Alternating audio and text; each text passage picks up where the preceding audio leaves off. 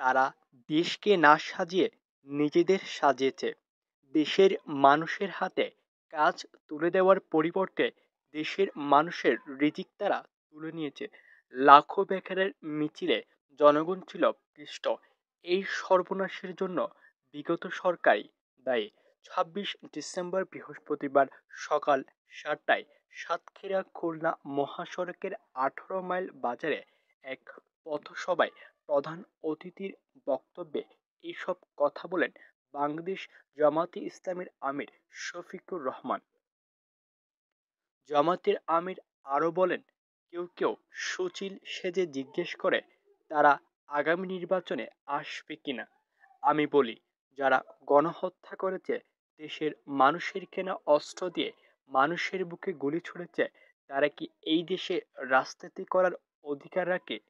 স্বৈরাচার পালিয়ে গেলেও দেশকে অস্থিতিশীল করতে বিভিন্ন কাণ্ড ঘটিয়ে চলেছে। দেশকে ভালোবেসে সমাজ ও রাষ্ট্র গঠন করার কথা উল্লেখ করে তিনি বলেন, আমরা এই দেশকে ভালোবাসি, এই দেশকে গড়তে চাই, এমন একটি সমাজ ও রাষ্ট্র গঠন করতে চাই যেখানে দুর্নীতিবাজ দখলদারদের অস্তিত্ব থাকবে না, যে সমাজে আমাদের মা বোনেরা ইজ্জতের সঙ্গে ঘরে এবং বাইরে চলতে পারবে। বাংলাদেশ জামাতে ইসলামীর আমির শফিকুর রহমান বলেছেন, আবহমান কাল থেকে বাংলাদেশ সাম্প্রদায়িক সম্প্রীতির দেশ।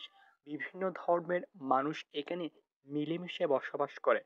এমন একটি দেশ দুনিয়ায় কমই আছে। এমন একটি দেশকে বিগত দিনে যারা শাসন করেছে একটানা 15.5 বছর তারা মনের মতো করে সাজাতে পারেনি। তারা দেশকে না সাজিয়ে নিজেদেরই সাজিয়েছেন।